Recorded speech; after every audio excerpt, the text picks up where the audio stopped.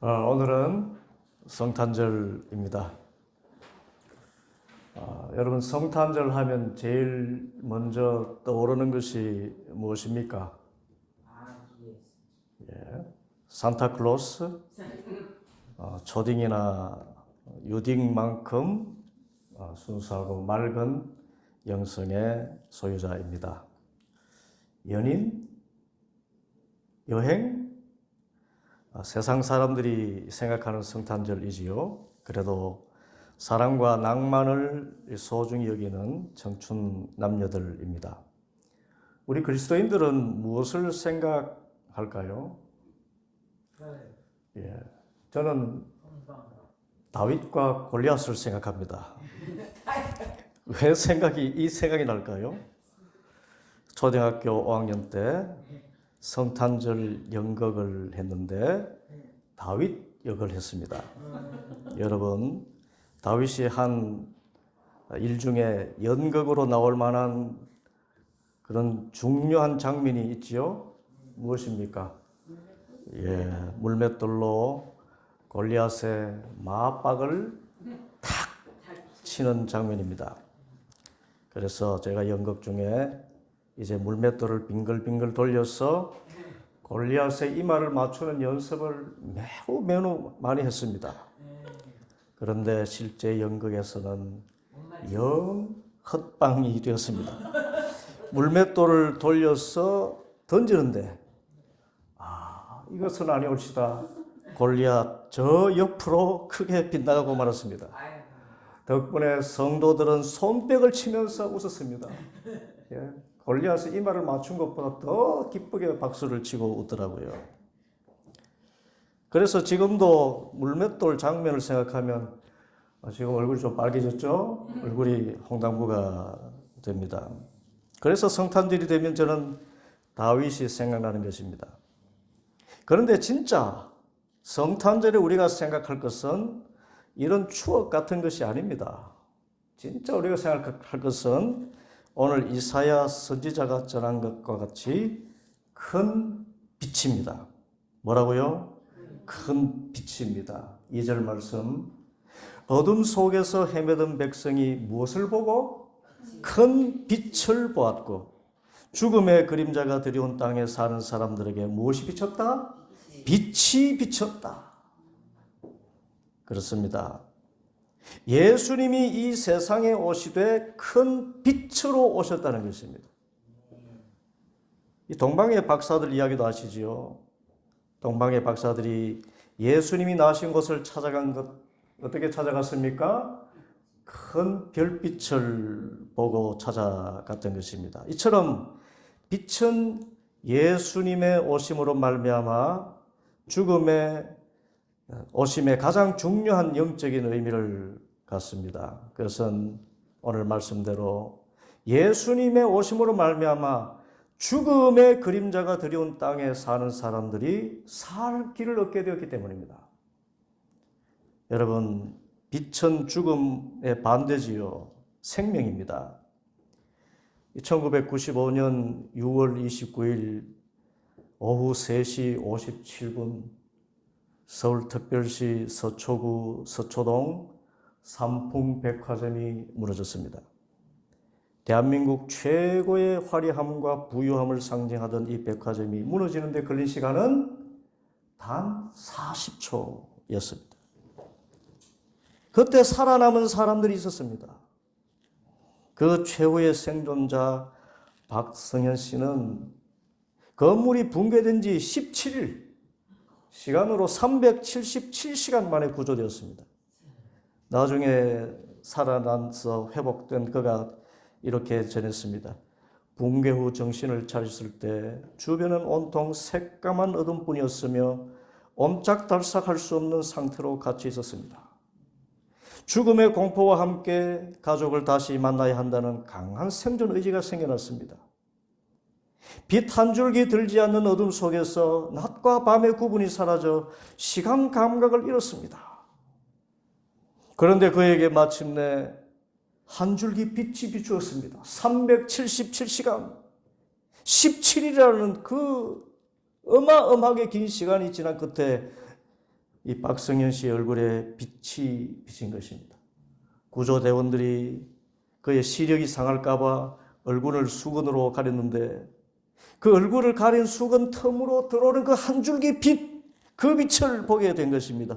그때 이렇게 속으로 외쳤답니다. 아, 드디어 살았구나. 이처럼 예수님은 죽음의 그림자가 드리운 땅에 사는 사람들에게 아, 드디어 살았구나. 생명의 빛을 비추시려고 이 땅에 오신 것입니다. 그러면 예수님이 큰 빛이라는 영적인 의미는 무엇일까요? 우리에게 살 길을 열어주시는 그 생명의 빛 되심의 뜻이 무엇일까요? 그것은 오늘 말씀과 같이 예수님이 평화의 왕으로 오셨다는 말씀과 맥을 같이 합니다. 어떤 왕요? 평화의 왕. 6절입니다. 한 아기가 우리를 위해 태어났다. 우리가 한 아들을 모셨다. 그는 우리의 통치자가 될 것이다. 그의 이름은 놀라우신 조언자, 전능하신 하나님, 영존하시는 아버지, 평화의 왕이라고 불릴 것이다. 어떤 왕으로 불려요? 평화의 왕으로 불리실 것이라 했습니다.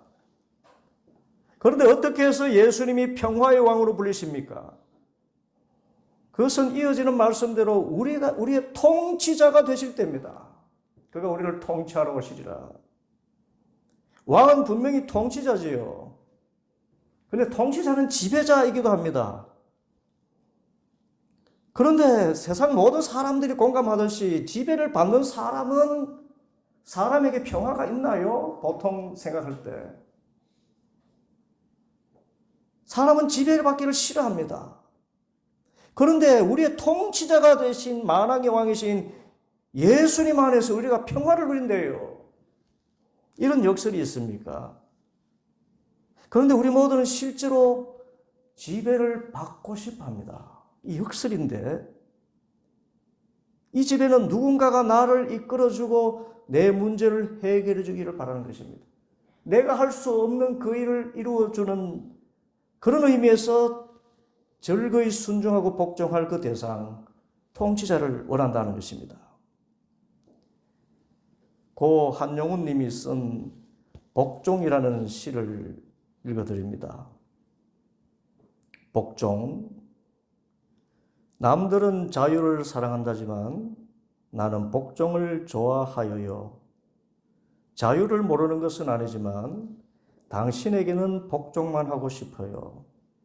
복종하고 싶은데 복종하는 것은 아름다운 자유보다 달콤합니다.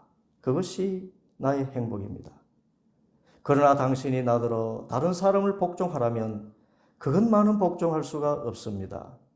다른 사람을 복종하려면 당신에게 복종할 수가 없는 까닭입니다. 복종, 그것은 가장 위험한 사태, 목숨 같은 자유를 포기하는 것이기 때문입니다. 그러나 영원한 사랑에 이를 수 있는 님을 배웠다면 그를 위하여 자신을 복종하는 것보다 더 아름다운 것이 있을 수 있습니까? 영원한 사랑에 이를 님을 뵐 수만 있다면 능히 십자가라도 질 수 있지 않으리요. 그날이 오면 행복한 죽음으로 영원한 생명에 이르리라. 날 위해 대신 피 흘려 죽으시기까지 사랑하시는 예수님의 그 사랑의 지배, 그런 분의 통치를 받는 것은 이 세상 어떤 것은 복종하지 못해도 우리는 기꺼이 복종하고 순종해야 될 왕이신 것입니다. 이 예수님이 우리에게 이 평화를 주시려고 평화의 왕으로, 그래서 큰 빛으로 오셨습니다. 그런데 예수님께서 어떻게 우리에게 이 완전한 평화를 주셨을까요? 오늘 말씀에 보면은 이 예수님에 대하여서 놀라우신 조언자, 전능하신 하나님, 영존하시는 아버지, 그래서 평화의 왕이라고 불릴 것이라 했습니다. 놀라우신 조언자, 이 뜻이 뭔가 하면은 개역 한글 성경에서는 기묘자라고 그랬습니다. 이것은 사람으로는 생각할 수 없는 놀라운 계획을 세우시고 실천하시는 분, 그런 의미예요. 놀라운 생각으로 우리의 삶을 이끌어 가시는 분이라는 것입니다. 그 비결은 다름 아닌 예수님이 전능하신 하나님이시기 때문이고 영존하시는 아버지처럼 자식들 우리를 사랑하시는 분이기 때문입니다. 그래서 우리가 이 세상에 어떤 죽음의 그늘에 간다 할지라도 혹 내가 실패했다 할지라도 예수님께서는 놀라운 존재가 되셔서 또 전능하신 하나님이시요 영존하시는 아버지가 되셔서 내가 생각하지 못했던 크고 놀라운 일을 이루어 가실 수 있기 때문에 우리는 그 믿음 안에서 평화를 누리게 되는 것입니다. 이 평화를 위해서 큰 빛으로 예수님께서 오셨습니다. 또 이 평화는 우리 한 사람에게만 임하는 것이 아니라 이 나라 대한민국과 열방과 온 세계와 우주에까지 충만하게 되리라고 말씀했습니다. 7절 한 아기가 우리를 위하여 태어났다. 그는 평화의 왕이라고 불릴 것이다. 이제 그의 왕권은 점점 더 커지고 나라의 평화도 끝없이 이어질 것이다. 그가 다윗의 보좌와 왕국 위에 앉아서 이제부터 영원히 공평과 정의로 그 나라를 굳게 세우실 것이다. 만군의 주님의 열심이 이것을 반드시 이룰 것이다. 아멘. 주님께서 평화의 왕으로 오신 것, 우리의 심령에 참된 평화를 주시는 놀라운 존재로서뿐만 아니라 이 나라 대한민국의 죽음의 그늘에 있는 많은 믿지 않는 영혼들, 쓰러져가는 영혼들, 가난하고 소외되고 병든 자들에게 주님께서 친히 통치하셔서 그들에게 영원한 자유와 공평과 정의와 기쁨과 평화의 나라를 이루어 주시기 위하여 오신 것입니다. 그래서 예수님 믿는 우리들, 예수님의 성탄을 맞이하면서 만군의 주님의 열심히 이것을 반드시 이룰 것이다. 성탄의 뜻을 온전히 이루는 거룩한 도구로서 살아갈 마음의 준비와 자세를 가져야 할 것입니다. 큰 빛으로 오신 주님, 평화의 왕으로 우리에게 참된 놀라운 일을 행하시는 주님을 찬양하며 성탄의 기쁨이 넘쳐나는 우리 성도들 되기를